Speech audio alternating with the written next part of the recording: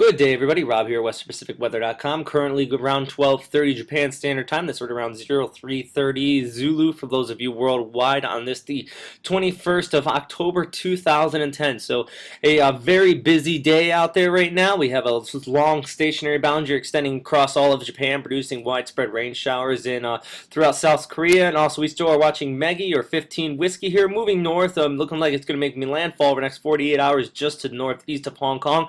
And also two invest areas out here, 95 and 98 whiskey. We'll get into these areas here and also a little bit on the station front later, but right now though, the big story of the day is Typhoon 15W here, moving currently due north, just looking like it's going to make landfall between Hong Kong and Taiwan here. So let's zoom in on the storm here. Now, the storm is currently moving north, located about 200 nautical miles to the southeast of Hong Kong right in here, and actually starting to see some outer rain bands in Taiwan and Hong Kong, actually shown on radar here. In Taiwan, showing some pretty widespread rain showers, and also on Hong Kong's radar here, also showing some outer rain bands farther out to the east here. Now, what this is showing us is that the exceptional width of this storm, extending several thousand miles across. Now, this would really happen here, as after it moved over Luzon, it got really disrupted and the overall wind field spread out. And then as it reformed in the South China Sea here, we just overall gathered up a strong storm. Right now, tropical storm force winds actually extend about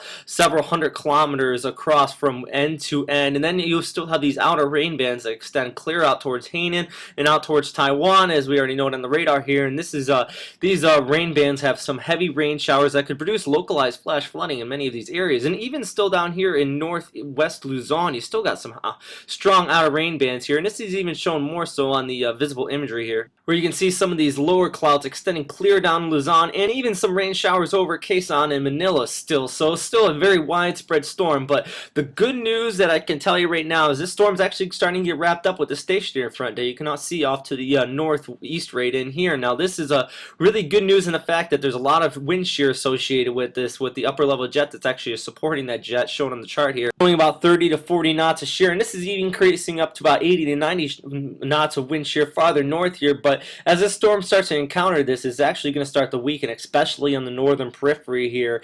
Still in the southern periphery, you got lower shear, about 5 to 10 knots, and also you got the warm moisture flowing in from the South China Sea here. But very good news as far as the northern end, as this system starts to begin to make landfall. We will be expecting winds to gradually decrease down to about weak typhoon strength and possibly even tropical storm strength by landfall in the morning of the 23rd rate in here, shown on the JTWC track. Right now, though, the margin of error is actually starting to decrease, so Hong Kong's starting to come out of the cone here. Still in it, and a still possible tropical storm force winds as far out as Hong Kong, but Taipei looks like it's just outside of the cone here as well. But definitely going to see some possible tropical storm force winds here in southwest Taiwan as well. So still definitely a very potent system, even at landfall. And already the rain with this system still going to be there. We are going to start to see a decrease in the winds, as already noted, but the widespread rainfall is definitely still going to be noted as this system starts to make landfall. And that's a really bad news here in southeast China, as they're still suffering from rain the past several months here. I also want to show you the track here from Hong Kong Observatory here. I know a lot of the viewers here are in Hong Kong and Taiwan here as well. So just want to note that they are right on alignment with JTWC here, with likely landfall right around Shantou, basically in the middle of Hong Kong and Taiwan in here. So right in this region of Southeast China.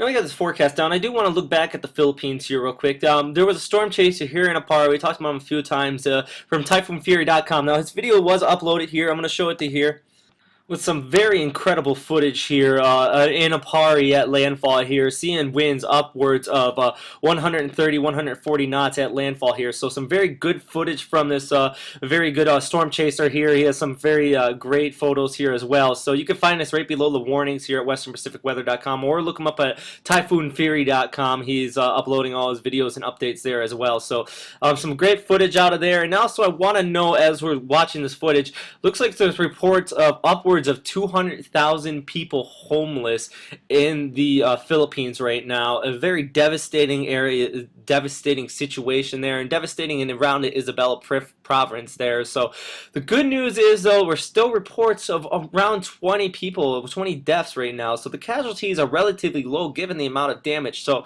I do have to put out there that Pagasa and the Philippine government actually did a very good job at evacuations and getting people to a safe place outside of those coastal areas. At this time, though, the death reports are really low comparison to this damage. So good news as far as that. And overall, though, I hope those death reports stay down. You can always rebuild homes, but you can't take people back. So good news out of the Philippines as far as that, but a very sad situation as far as the loss of homes and everything. So thank you very much for this video as well from James. So thank you. Moving back out to the rest of the Western Pacific here, we are still watching this Invest Area 95 whiskey and 98 whiskey. JTWC has put out a TCFA on both of these areas, shown on these warnings here. The 95 whiskey here near Saipan, just north of Saipan, moving off to the west. Not actually expecting too much development out of this. None of the models are really picking up on this anymore. Yesterday, No Gaps was biting on it, but looks like right now, actually, the along the northern periphery, there's a lot of wind shear up in this region right in here, so it's really disrupting it.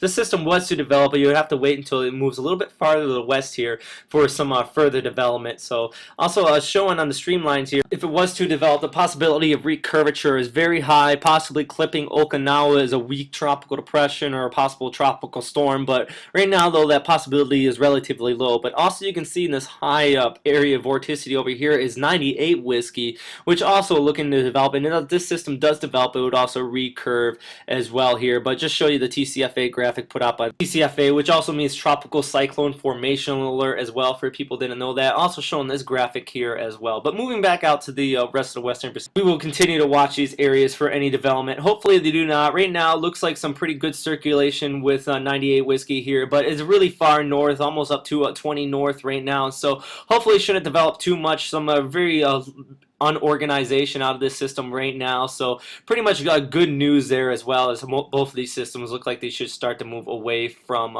basically landing off to the north here. But something we do need to watch, if these do actually get wrapped up in this stationary front here, could cause some damage farther up to the north as well. And that's actually we're looking at at MEGI right here. This might actually get wrapped up in this trough here as well and start to move off to the northeast as an extratropical cyclone. So something we need to watch, but right now looks like most of it's actually going to get rained out over here in southeast China. Speaking of rain, though, looking at Japan here, some pretty widespread rain showers actually associated with this system right now, shown on the radar here. Showing these rains extending clear down from Honshu all the way down to Okinawa and even parts of Taiwan here, which is also getting some outer rain bands from MEGI farther to the southwest here. So some pretty wet precipitation up in here, but the good thing is that looks like it's pretty much no convective out of this area. A little bit of thunderstorms near to Okinawa, but overall, though, just a classic Japanese rainfall up in this region. So some good news. Expecting this to actually start to clear out by tomorrow evening into Saturday as well, so with high pressure starting to ridge back in from the northwest. You're actually decreasing the temperatures as well, so some fall-like weather actually starting to move in. And that is all for now, everybody. Said there was a lot going on today, and there is a very active day out there in the Western Pacific. So if you have any further questions or comments, you can actually ask me that at westernpacificweather.com. You can email me there or put some information in the shout box to the right. And also find me at storm2k.org. Some very meteorological people there that can also answer your questions as well if I'm not available. So thank you very much for listening, and also thank you very much for all the input I've been getting the last several days from everybody down in the Philippines and Hong Kong here. That's really grateful for all the information you've been passing along to me. So have a great day, everybody. Stay safe out there, and I'll have another update again this evening. Bye.